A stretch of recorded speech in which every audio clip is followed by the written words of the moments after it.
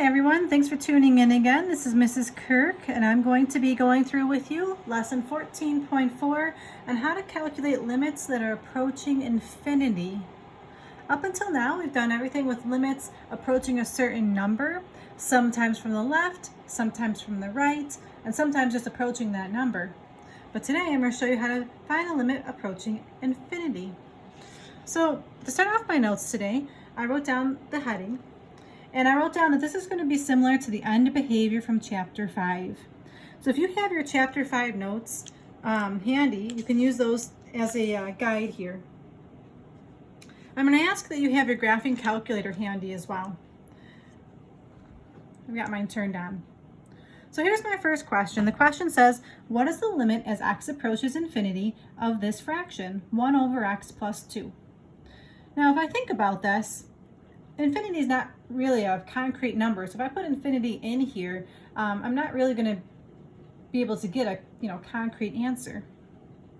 But if I were to think about this, if I put numbers that are getting bigger and bigger and bigger and bigger into this denominator, I think that this fraction would be approaching a certain number. For example, if I put a 10 here, this becomes 1 over 12. If I put a 100 here, this is 1 over 102. If I put a million, this is 1 over 1,000,002. What fraction is 1 over 1,000,000,002 essentially getting closer and closer to? Hopefully, you said it's getting closer and closer to 0. Because essentially in this question, the denominator is getting faster, bigger and bigger at a faster rate than the numerator is. So if the denominator is getting bigger and bigger, this fraction is getting closer and closer to 0. But don't take my word for it. Let's use our graphing calculators here and see how this actually looks. Let's go to our y equals, clear out whatever's in there, and type in the fraction 1 over x plus 2. I'm going to do my Zoom 6. And again, pause your video if you need to. And because these are our notes, I would like to just draw a sketch of these. Wait a second, what's happening here? Oh, that's right, there's a vertical asymptote, and I knew that because there's that x plus 2 in my denominator. So just drawing a little vertical asymptote here, and the graph goes something like this to the right and something like this to the left. And again, pause the video if you need to so you can draw that real quick. So as x approaches infinity, so as this graph goes closer and closer to the right, the y value it's approaching is this axis. It's getting closer and closer to y equals 0. So the graph was a good way just to illustrate that. Well, let's try it for the next question. Alpha y equals x plus 2 divided by x squared plus 3x. I'm going to do my Zoom 6.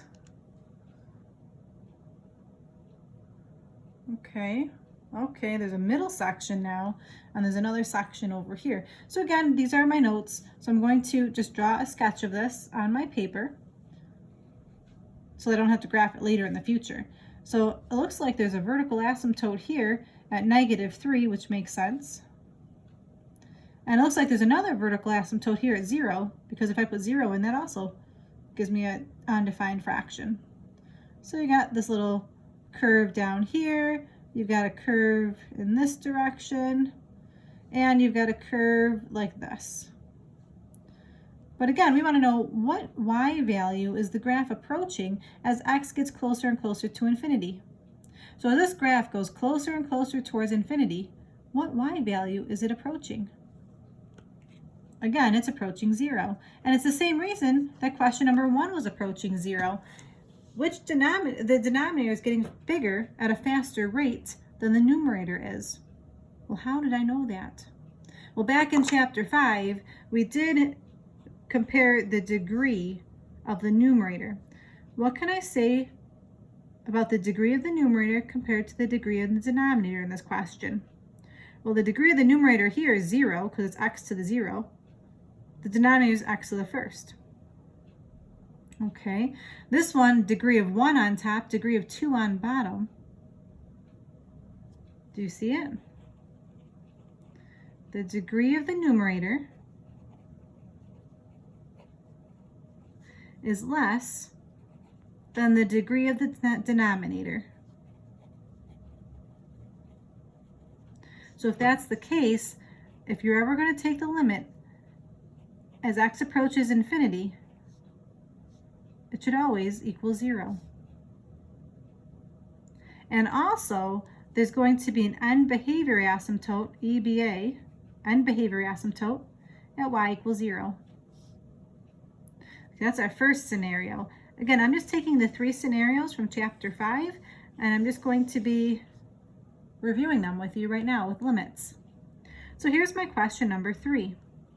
Let's say you have the limit as x approaches infinity of the fraction x cubed over 3x. And here's my question number 4. What's the limit as x approaches negative infinity? No, let's do infinity, sorry. As x approaches infinity of negative 6x cubed over x plus 2. All right, so in both of these situations, I'm going to ask you to compare the degree on top to the degree on the bottom. Well, the degree on top of this one is a 3 and the degree on bottom is a 1. This one is a degree of 3 on top and a 1 on bottom. So I'm going to again draw a picture of these, but I want to get my summary started. If you notice, the degree of the numerator this time is greater than the degree of the denominator. So if we were to think about that, if the numerator is getting bigger at a faster rate, what number is this question approaching? It's approaching infinity. But again, let's not take my word for it. Let's grab our graphing calculators and double check this. Go to my y equals, clear that out, type it in, x cubed divided by 3x. I've already done Zoom 6 a couple times, so I'll just push graph. And again, because these are my notes, I'm just going to draw a quick sketch of this. Essentially, it looks a lot like a parabola to me, which would make sense because this reduces to be x squared over 3. So again, the limit as x approaches infinity, as the graph goes towards the right, what y value does this graph approach? The y's go up forever, so it's going to be infinity. Now what about this one? As x approaches infinity, what value will this approach? Let's double check. Go to y equals, clear out whatever's in there. You got negative 6x cubed divided by x plus 2. Oops. I'll push my graph option.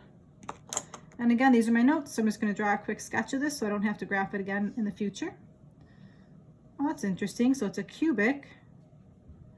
That looks like it's decreasing. So let's look at this question. As x approaches infinity, so as the graph goes further and further to the right, what y value does this graph approach? The y's keep going down forever. So that means it's getting closer and closer to negative infinity. Wait a second. Why is this answer negative infinity and the other one positive infinity just by looking at it? If you saw that there was a negative in front of this leading coefficient, that's the reason why. If there was a negative on the denominator as well, a negative over negative would have canceled the leading coefficients out to say that was positive infinity. So you just have to be careful about if you see a negative or not. And ultimately, you could type them on your calculators to look at the graphs. But you want to be able to do these pretty quickly. So knowing these rules will make your life a little bit easier. The degree of the numerator is greater than the degree of the denominator. So in this case, if that happens, the limit as x approaches infinity will always equal the plus or minus infinity. It just depends on what the leading coefficients are on the top and the bottom. And in terms of the end behavior asymptotes, there is no end behavior asymptote. The plus or minus depends on the signs of the leading coefficients.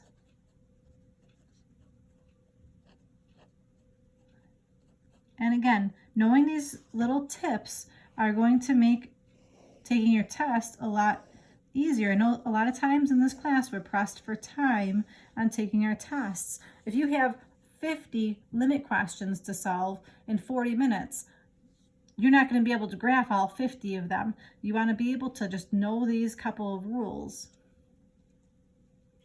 Okay, here's the last scenario. Question number 5. Let's see, we did, if the numerator was smaller than the denominator was greater than the denominator, what am I missing? You got it. What if they're equal? So let's try the limit as x approaches infinity of 9x plus 2 divided by 16 plus 3x.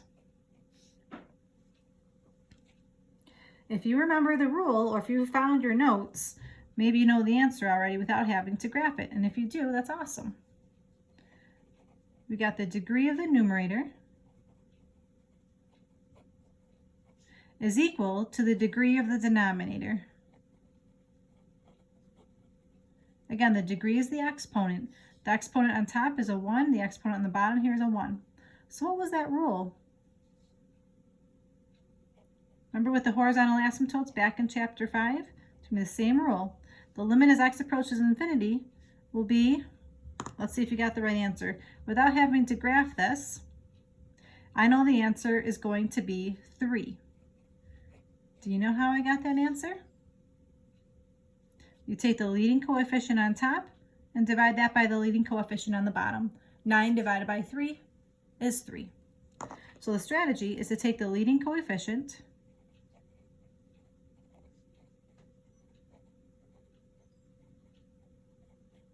divide that by the leading coefficient.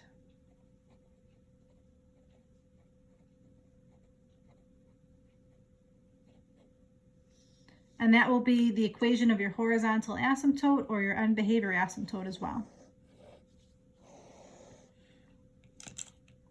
Okay, and then again, we're getting the habit of just graphing this real quick to make sure that we've got them all in our notes. So go to alpha y equals, you've got your 9x plus 2 divided by 16 plus 3x. So just a quick sketch of this. So we've got a part of the rectangular hyperbola up here, a part of the rectangular hyperbola down here. There's a vertical asymptote and a horizontal asymptote. So as a quick sketch of this, I know there's a vertical asymptote, I know there's going to be a horizontal asymptote, and there'll be a part of my hyperbola up here and a part of my hyperbola down here. Okay, so now that we've got those 3 rules down, I want to give you these next 4 questions and see if you can just figure out what these limits are using the rules up on top. So I'm just going to draw a dividing line here. So those are all of our notes essentially, and I want to give you some examples to see if you can go through these very quickly in a matter of maybe minutes or seconds even. Ideally, you want to ideally as soon as you write it down, you should know the answer. That's the hope. So question number 6. As I'm writing it down, see if you can just know the answer. I'm not going to graph anything else today. What is the limit as x approaches infinity of the fraction 3 minus 8x squared divided by 2x squared minus 1? Do you know the answer? I'm going to share it with you. I'm looking at the degree on top compared to the degree on the bottom. They're the same. So if they're the same, I'm actually using the same rule that I just did here. I'm taking the leading coefficients. The leading coefficient on top is -8. The leading coefficient on the bottom is 2. -8 divided by 2 is 4. -4. Again, the goal is to know these so quickly that you can answer them as you're writing them. Number 7, the limit as x approaches infinity of 8x divided by 2x to the 5th minus 1. Do you know it? I do. The degree on bottom is much bigger than the degree on top, so if the bottom's getting bigger faster, it approaches 0. Here's number 8. What is the limit as x approaches infinity of 7x squared plus 10? Ooh, without graphing this on your calculator. Do you know it? I do. This is really over 1. So the degree on top is a 2. This is like x to the 0. The degree on the bottom is 0. The degree on top is bigger. So that means this is approaching positive infinity because the leading coefficients are positive 7 and positive 1. Or you could have also thought this is a parabola opening up. Last one of these quick ones to see if you know. The limit as x approaches 1 of 2x plus 1 over 3x minus 4. Do you know it? If you said the answer is 2/3, you fell into my trap. Just when you thought you got the hang of things, the answer is not 2/3. Well, what are you supposed to do now? I thought that the degrees were the same, so you just take the leading coefficients. What's different about this question? Did you notice this? In all of the problems that we were doing up on top, what was the limit approaching? Infinity, infinity, infinity. This question does not approach infinity, so it cannot use the rules up on top. So in this question, I'm going to make a note here.